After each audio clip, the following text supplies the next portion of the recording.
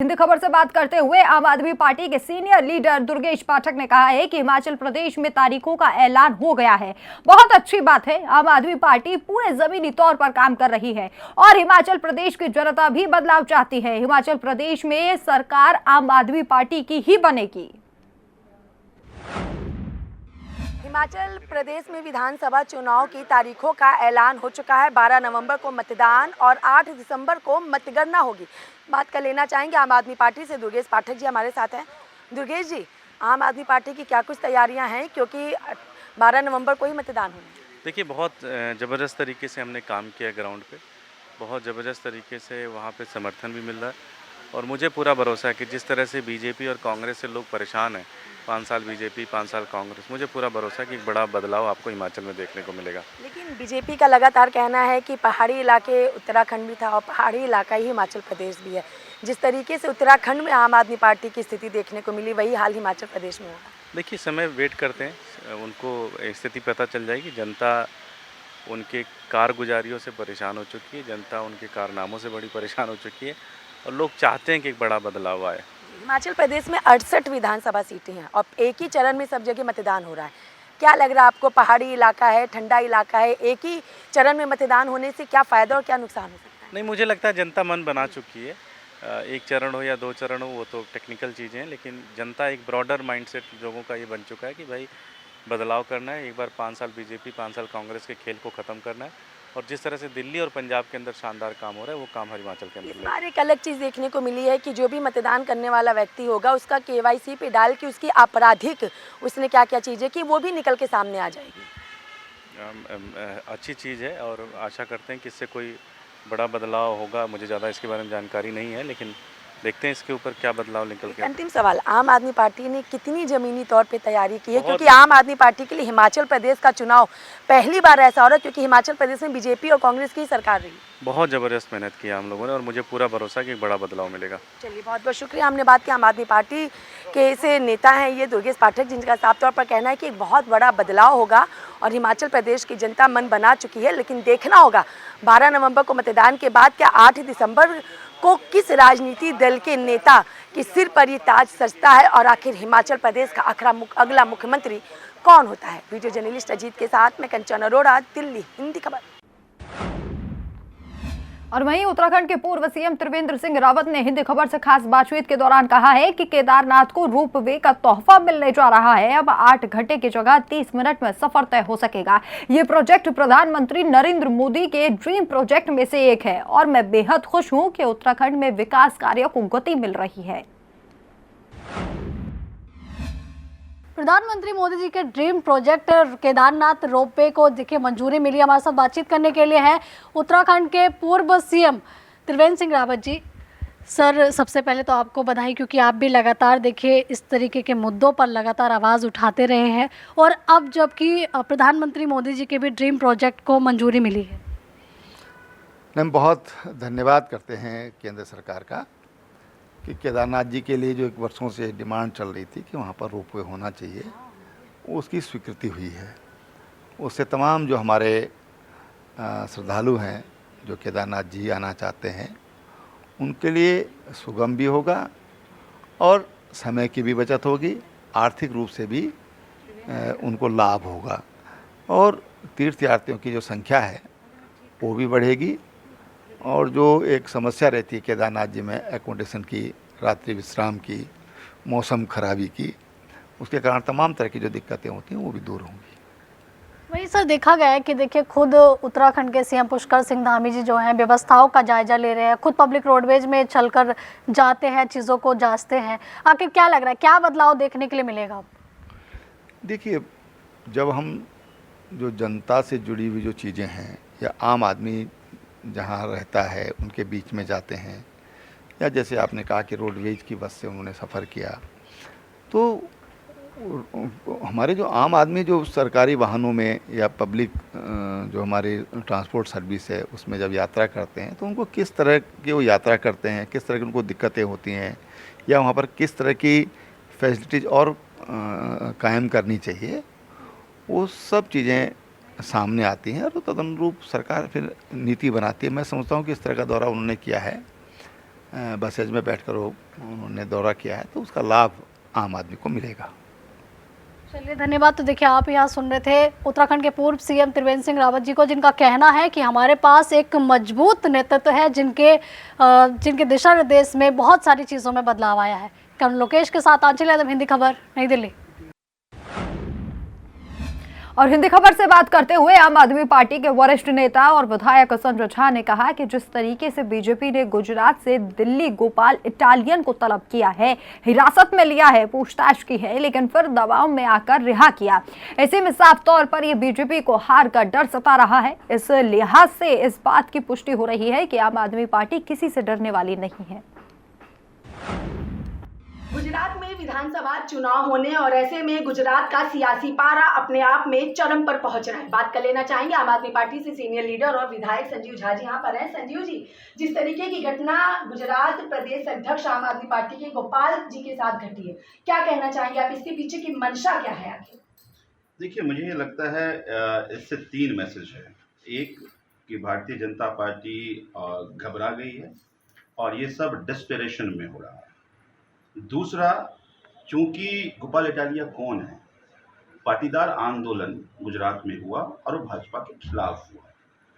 पाटीदार के नौजवान को गोली से भून दिया गया, हजारों लड़कों पर आज भी केस चल रहा है। तो भारतीय जनता पार्टी पाटीदारों से नफरत करती है। चूंकि गोपाल इटालिया पाटीदार हैं तो ये बदला लेना चाह रहे हैं। आज भारतीय जनता पार्टी के 27 साल के कामकाज में एक भी वीडियो उनको नहीं दिखा सकते कि उन्होंने स्कूल कैसे अच्छा किया, उन्होंने हॉस्पिटल कैसे अच्छा किया, उन्होंने रोजगार दिया, उन्होंने ठीक से एग्ज़ाम कराया कि नहीं कराया। क्योंकि जितने भी एग्ज़ाम हुए सभी एग्ज़ाम, वहाँ कहते हैं एग्ज़ाम फूट गया, क्वेश्चन लीक हो जाता है वहाँ पे। तो आज 27 साल में ऐसा अराजकता रहा कि उनके पास दिखाने को कुछ नहीं है। तो ऐसे ही गोपाल इटालिया का फर्जी वीडियो लेकर आ जाते हैं आप। तो ये दर्शाता है कि 27 साल में उनके पास दिखाने कुछ नहीं है और अब गुजरात की जनता आम आदमी पार्टी के साथ खड़ी हो गई है और पाटीदार इस अपमान का बदला लेगा। पहले गोपाल इटालिया को हिरासत में लेना, पूछताछ के बाद फिर छोड़ देना, उसके बाद गुजरात में आम आदमी पार्टी सभी सीटों पर चुनाव लड़ रही है कि कैसे क्या चीजें करी हो, कितना असर गोपाल इटालिया की हिरासत और छोड़ने का पड़ेगा चुनाव पर? मैंने यही तो कहा कि पहले गोपाल इटालिया का अपराध क्या है कि गोपाल इटालिया को आप दिल्ली नोटिस करके और उसको जेल भेज देते हैं। आज तक NCW ने पूरे कार्यकाल देख लीजिए, आज़ादी के बाद से जब भी NCW की गठन हुआ तब से आज तक क्या किसी को आज तक जेल भेजा? तो क्यों गोपाल इटालिया ऐसा कर रहे हैं आप? तो ये दर्शा रहा है कि आपको, चूंकि वो पाटीदार है, पाटीदार से नफरत करते हैं, तो आप दमन करना चाह रहे हैं। लेकिन मत भूलिए कि गोपाल इटालिया सरदार पटेल के वंशज हैं और आपके इस दमन से नहीं डरने वाला। मुझे ये लगता है कि आज गुजरात में आम आदमी पार्टी के गवर्नेंस का मॉडल और अरविंद केजरीवाल जी के वादों पर गुजरात की जनता भरोसा कर रही है, तो घबरा चुकी है। आप लोग क्या सभी सीटों पे चुनाव लड़ रहे हैं कि गठबंधन के साथ? नहीं, बिल्कुल सभी सीटों पर गुजरात पे लड़ रहे हैं और बहुत मजबूती से लड़ रहे हैं। चलिए, बहुत बहुत शुक्रिया हमसे बातचीत के लिए। हमने बात की आम आदमी पार्टी से सीनियर वीडियो जर्नलिस्ट अजीत के साथ। मैं कंचन अरोड़ा, दिल्ली, हिंदी खबर। बीजेपी सांसद वीरेंद्र सिंह मस्त ने हिंदी खबर से खास बातचीत के दौरान कहा कि गुजरात में किसान पंचायत होने वाली है, मैं भी गुजरात जाऊंगा। ऐसी पंचायतें समय समय पर बीजेपी किसानों से बातचीत करने का सिलसिला पूरे देश भर में चलाती रहती है। जहां गुजरात में एक तरफ गौरव यात्रा निकल रही है, वहीं दूसरी तरफ देखिए साम दाम दंड भेद के तरीके से अब हर एक पार्टी तैयारी में भी जुट चुकी है। लेकिन किसान कहाँ अछूते रहते हैं, इसलिए किसानों को साधने के लिए भी अब गुजरात में किसान पंचायतें भी होंगी। हमारे साथ किसान नेता कहे जाने वाले या बलिया से सांसद भी हैं, वीरेंद्र सिंह मस्त जी हैं, उनसे बात करते हैं। वीरेंद्र जी, जिस तरीके से ये किसान पंचायत जगह जगह पर होगी गुजरात में, क्या लग रहा है कि 27 सालों से एक तरीके से अपना जो वर्चस्व कायम रखा है बीजेपी ने गुजरात में, किसानों को साधने की कोशिश रहे? नहीं, चुनाव होते हैं तो सबसे संवाद हर राजनीतिक दल करते हैं और किसानों से संवाद करना हमारे लिए नया काम नहीं, हमारे पार्टी के लिए भी नया काम नहीं। किसानों के लिए हम किए हैं तो उनसे संवाद करेंगे और संवाद करके हम उनसे संबद्ध करेंगे उनको। हम पहली बार उनसे नहीं कोई संवाद या निवेदन कर रहे हैं। जब भी इस तरह के चुनाव होते हैं, जब भी इस तरह के राजनीतिक कार्यक्रम होते हैं, तो किसानों के साथ संवाद होता ही है, भविष्य में भी होगा और होता रहेगा। क्या लग रहा है इस बार? सबसे पहले तो ये सवाल है कि आप गुजरात कब जाने वाले हैं, और दूसरा सवाल ये है कि देखिए क्या लग रहा है इस बार आम आदमी पार्टी कहीं ना कहीं टक्कर देती हुई नज़र आ रही है बीजेपी को? अब वो टक्कर केवल अरविंद केजरीवाल के घर में महसूस होता होगा, देश में समाज में कहीं टक्कर महसूस नहीं होता। अरविंद केजरीवाल भ्रम में है तो हम क्या कर सकते हैं। अरविंद केजरीवाल इस देश के और गुजरात के स्वाभाविक नेता नहीं हैं। और उसके बाद ये जब दिल्ली का परिणाम आएगा, तो जब दिल्ली सरकार में जहाँ मुख्यमंत्री हैं और जिस तरह का कार्य ये लोग कर रहे हैं, रोज़ कानून के दायरे में सारे लोग उसमें गिरफ्तार हो रहे हैं, जेल जा रहे हैं, तो भविष्य में इन लोगों का क्या होना है वो भगवान जान सकते हैं। बहुत दिनों तक फरेब की राजनीति इस देश में चलती नहीं है।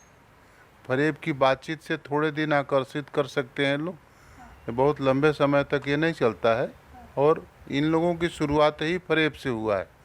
मैं अरविंद केजरीवाल से इस बात की जानकारी चाहूँगा कि अन्ना हजारे के आंदोलन में हाथ उठाकर शपथ लेने वाले हैं अरविंद केजरीवाल की हम लोग संसदीय राजनीति में कभी नहीं रहने वाले हैं, तो फिर संसदीय राजनीति इनके लिए पहले नफरत की व्यवस्था होती थी, तो फिर वहाँ कैसे आ गए।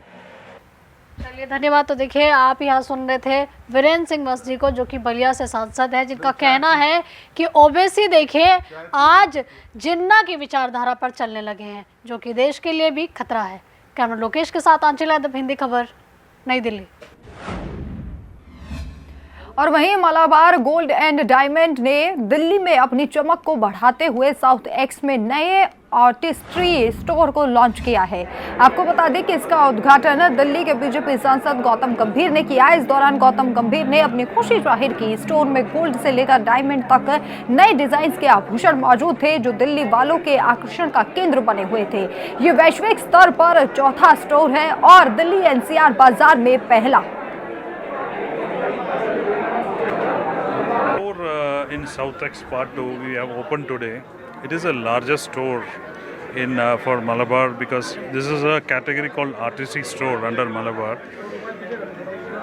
The main thing is that we have different floor for wedding collection, different floor for generic collection, lightweight का और diamond का अलग-अलग floors में है. We have the largest space in this one, and the most important thing है हमारा largest collection भी है इधर. डायमंड में है या तो पोल्की में, गोल्ड में, सिल्वर, प्लैटिनम में, सब कैटेगरी में best collection Malabar gold and diamonds south x part 2 में अभी गौतम गंभीर जी ने खुला है. So that is most important thing.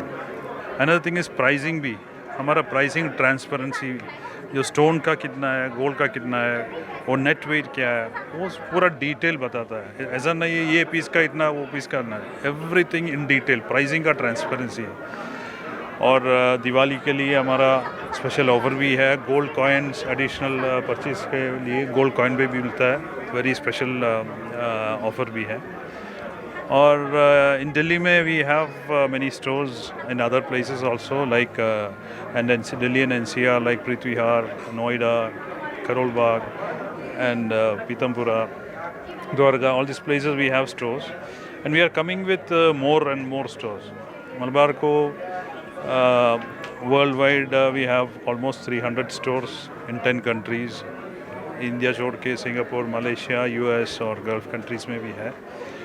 North में बहुत प्लानिंग कर रहा है, और जो प्रॉफिट मिलता है वो मलाबार गोल्ड का कोई भी दुकान से प्रॉफिट मिलता है उसका 5% चैरिटी के लिए वो एरिया में खर्चा भी करता है. So that is a speciality of Malabar. And this store I am sure south x customers will enjoy the collections, and it is one of the best stores what we have launched so far.